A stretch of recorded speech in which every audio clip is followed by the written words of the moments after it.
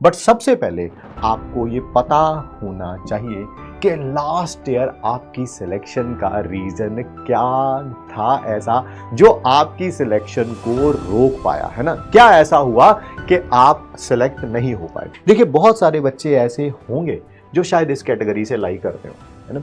मैं भी जब 12th तक था ना यार, ऑलमोस्ट 12th के एंड तक मुझे किसी कंपटीशन एग्जाम के बारे में पता ही नहीं था। सच बात यही है। बस 12th के एंड में आते आते दोस्तों ने बोला क्लास में कि यार कोई फॉर्म्स होते हैं वो भरने होते हैं, उन्हीं से आगे कॉम्पिटिटिव एग्जाम होता है। मुझे खुद ही 12th के एंड में पता चला था। तो ऐसा हो सकता है आप भी किसी ऐसे घर से बिलोंग करते हो जहां पर शिक्षा का उतना प्रकाश प्रीवियस जनरेशन्स में चाहे उतना ना रहा हो। तो इसी कारण क्या होता है, लैक ऑफ नॉलेज के कारण। हालांकि ज़माना बदल गया है, आजकल यूट्यूब है, गूगल है, बट स्टिल मैं मानता हूं कि शायद अभी भी भारत के हर कोने में कहीं ना कहीं कुछ ऐसे बच्चे ज़रूर पाए जाते रहते होंगे जिनको कोई गाइडेंस देने वाला ही नहीं था, कोई बताने वाला ही नहीं था क्लास 11th के शुरू में कि बेटा ऐसे पढ़ाई करनी होती है अगर आप डॉक्टर बनना चाहते हो तो ठीक है। इन चीज़ों पे ज़्यादा ध्यान देना होता है, इन चीज़ों पे कम ध्यान देना होता है। क्वेश्चन जो है सिंगल चॉइस आते हैं या सर्शन रीजनिंग आते हैं या प्रैक्टिस करनी होती है या पढ़ाई कैसे करनी होती है। सो आई बिलीव कि ऐसे शायद मेरे जैसे कुछ ऐसे बच्चे ज़रूर रहे होंगे, ठीक है। तो अगर कोई गाइडेंस नहीं थी तो कोई बात नहीं है यार, अब आपके पास गाइडेंस के रूप में यकीन 2.0 के सारे बेहतरीन टीचर्स आपके पास अवेलेबल हैं। अगर ये रीज़न था तो कोई ऐसी टेंशन लेने वाली बात नहीं है। बट अब आपको करना क्या पड़ेगा कि ये टीचर्स जो भी बता रहे हैं, हर एक सब्जेक्ट के पर्टिकुलर टीचर्स, इनको फॉलो ज़रूर करना पड़ेगा। अगर आप इन बातों को फॉलो नहीं करेंगे, ठीक है, और आप अगर इस कैटेगरी से बिलोंग करते हैं तो मेहनत बहुत ज़्यादा लगेगी। देखिए, आपको उन लोगों से भी compete करना है जो लास्ट ईयर कहीं ना कहीं पर कोचिंग ले रहे थे। उनके पास थोड़ा सा नॉलेज अभी है और वो आपसे थोड़ा सा आगे हैं, ठीक है। इस बात में कोई दो राय नहीं है। बट इसका मतलब ये नहीं है कि अगर आज आप पीछे हैं तो पूरा साल आप पीछे ही रहेंगे, ऐसा बिल्कुल भी नहीं है। अपने टीचर्स की बात सुनिए, ठीक है, उनकी बातों को समझिए, उनको अप्लाई करिए, ठीक है। उसी से सारी चीज़ें जो हैं वो बनती जाएंगी और आप डेफिनेटली एक्सेल कर सकते हैं। एक साल बहुत सफिशिएंट समय होता है किसी भी एग्जाम को क्वालिफाई करने के लिए। नीट के लिए तो डेफिनेटली सफिशिएंट है, ठीक है। तो ये डेफिनेटली पता होना चाहिए।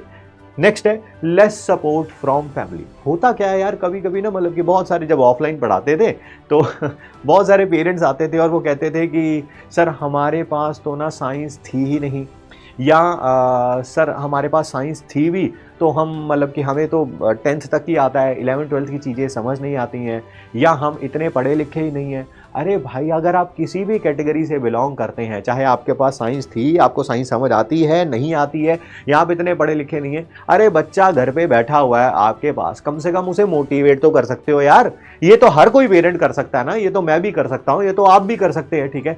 अगर वो कोई अच्छा काम कर रहा है, सुबह से लेके शाम तक क्लास लेना कोई आसान काम नहीं है, ठीक है। ये बात माननी पड़ेगी पेरेंट्स को भी। तो अगर बच्चा सुबह से लेके शाम तक रोज क्लास ले रहा है, रिवाइज कर रहा है, डीपीपी सॉल्व कर रहा है, तो शाम को उससे 2 मिनट बाद जरूर करिए, बेटा आज तेरी क्लास कैसी गई, कल का तू रिवाइज करके गया था कि नहीं गया था, क्या तूने डीपीपी सॉल्व करी, क्या बेटा नेक्स्ट जो टेस्ट आने वाला है क्या आप उसके बारे में तैयारी कर रहे हो। ऐसा तो नहीं है कहीं आप टेस्ट के लिए तैयारी कर रहे हो, उससे 2-4 प्यार की बातें करो यार। सिर्फ और सिर्फ कोचिंग में एडमिशन करवा देना ही पेरेंट्स का धर्म नहीं है। पूरे साल जब भी बच्चा मोटिवेटेड रहे तो उसकी पीठ थपथपाना, अगर वो थोड़ा लो डाउन फील कर रहा है तो उसके हाथों को पकड़ के कहना कोई बात नहीं बेटा, तू कर सकता है। और सच्ची बात बताऊं, नीट कोई ऐसा बहुत बड़ा एग्जाम है भी नहीं यार, ठीक है। नंबर जरूर बढ़ रहा है इसमें, आई एग्री विद दैट, ठीक है, बट कोई ऐसा बहुत बड़ा एग्जाम नहीं है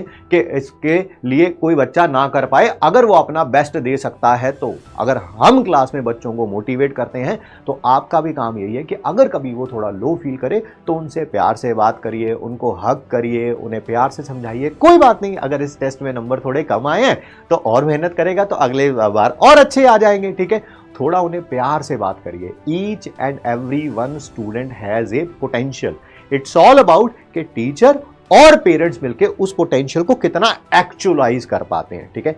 अगर कभी कभी कोई बच्चा सही ट्रैक पे नहीं है, ठीक है, क्लास प्रॉपर नहीं ले रहा है, तो डेफिनेटली उसको थोड़ा सा आप सही ट्रैक पे लाने के लिए थोड़ा सा उसको डांट भी सकते हैं। बट डांटने का मतलब ये नहीं है कि सारा दिन डांटते ही रहें, थोड़ा सा डांटिए, थोड़ा उसके पास बैठिए। अगर आपको ऐसा लगता है कि हमारा बच्चा बड़ा ना चंचल है, क्लास देखता है थोड़ी देर और उसके बाद थोड़ी देर बाद क्या हो जाता है, गायब हो जाता है, तो भाई घर पे मम्मी है, पापा है, भैया है, दीदी है, कोई चाचा मामा बुआ दादी कोई तो होगा, उनको उसके पीछे बिठा दीजिए कि बेटा ये जैसे दीदी को बोल दिया कि ये क्लास लेगा, बस ये देखना कि ये क्लास रेगुलरली लेता रहे और साथ साथ नोट्स बनाते रहे। फैमिली का सपोर्ट इस पूरे 1 साल में बहुत ज़्यादा चाहिए, बहुत ज़्यादा चाहिए। मतलब कि ये अभी सारे बच्चे ना एक्साइटेड स्टेट में हम केमिस्ट्री में पढ़ाते हैं, और एक्साइटेड स्टेट क्या होती है, अनस्टेबल होती है। ये कभी ना कभी एनर्जी लूज करके ग्राउंड स्टेट में आएंगे। तब घर वालों का काम है इनको बताना कि तुम में वो शक्तियां हैं और तुम कर सकते हो, बस थोड़ा सा पीछे से पुश देने की जरूरत है। जैसे वो कहते हैं ना, हनुमान जी भी कभी कभी अपनी शक्तियां जो है वो भूल जाते थे, ठीक है, तो उनको याद दिलाने के लिए कि वाकई वो हनुमान जी है, ठीक है, उनको जामवत जी याद दिलाते थे। तो इसी कारण फैमिली और टीचर का यही काम है कि वो हम सब लोग जामवत हैं। हनुमान तो वही है जो इस वीडियो को देख रहे हैं, ठीक है, उन सब में शक्तियां। मेरा हमेशा ये मानना है कि आप में वो इनर पोटेंशियल है, बस उसको एक्चुअलाइज कैसे किया जा सकता है उसके बारे में बात करेंगे, ठीक है। फिर बाय चांस कोई हेल्थ इश्यूज थे, यानी कि पूरा का पूरा साल, देख हेल्थ इश्यूज भी 2 प्रकार के हैं। एक तो है कि आपको कोई फिजिकल हेल्थ इशू रहा, पूरा साल रहा, ठीक है, then it's a different issue altogether. बच्चा अपना बेस्ट नहीं दे पाता है उस केस में, डिस्पाइट जितनी मेहनत करने की देखो वो कोशिश करेगा, उतना ज्यादा रिजल्ट नहीं आ पाता है, दैट इज फॉर श्योर, ठीक है, फॉर श्योर। बट अगर आपके हेल्थ इश्यूज थे कि आपको सारा साल तो आपने पढ़ाई करी, बट लास्ट के 1-1.5-2 महीने में खाना पीना छूट गया, नींद प्रॉपरली नहीं ले पाते थे, नौजिया होता था, हेडेक होता था, वॉमिटिंग होती थी, ठीक है, इट शोज कि आप कहीं ना कहीं मेंटल प्रेशर जो है आपका उतना ज्यादा आप हैंडल नहीं कर सकते हैं। उसी के कारण आपको लगता है कि लास्ट 1.5-2 महीने के कारण ही आपका सिलेक्शन नहीं हो पाया, नहीं तो शुरू के 7-8-10 महीने आपने खूब मेहनत करी थी, ठीक है। दैट शोज कि आप कहीं ना कहीं आपका वो मेंटल पोर्शन जो है वो कहीं ना कहीं आपका वीक है, आपको प्रेशर हैंडल करना नहीं आता है, ठीक है, तो उस एस्पेक्ट पे भी काम करिए। मैं भी थ्रू आउट द क्लास बहुत सारी ऐसी चीजें बताऊंगा फॉर श्योर, जिसके कारण आपका जो मेंटल लेवल है वो इंक्रीज हो पाए, आप प्रेशर को कैसे हैंडल कर सकते हैं उनके बारे में कर पाए, ठीक है जी। नेक्स्ट, देखिए ये बहुत बड़ा प्रॉब्लम है कि पता चले जी क्लास शुरू हुई है और क्लास शुरू होते ही आप में लैक ऑफ डिसिप्लिन है। क्लास शुरू होती है और उसके बाद ही 15-20 मिनट, आधा घंटा, पौना घंटा, 1 घंटा देखा और उसके बाद गायब हो गए, और फिर सोचा कि शाम को करेंगे, ना वो कभी शाम आती है, ना वो कभी कल आता है, ना वो कभी रात आती है, ठीक है। अगर ऐसे आप हैं तो आपको बहुत ज्यादा सुधार की जरूरत है। आपका सिलेक्शन एक ही चीज करा सकती है, दैट इज कंसिस्टेंसी, कि दुनिया इधर की उधर हो जाए, ठीक है। आपको क्लास, आज की क्लास लेनी ही लेनी है, तीनों सब्जेक्ट की क्लास लेनी है, नोट्स बनाने ही बनाने हैं, रिवाइज करना ही करना है, ठीक है। जब तक आप में इतना कमिटमेंट नहीं आएगा, आप देखेंगे कि वो प्रॉब्लम्स आपके साथ हमेशा परसिस्ट करेंगी ही करेंगे, ठीक है।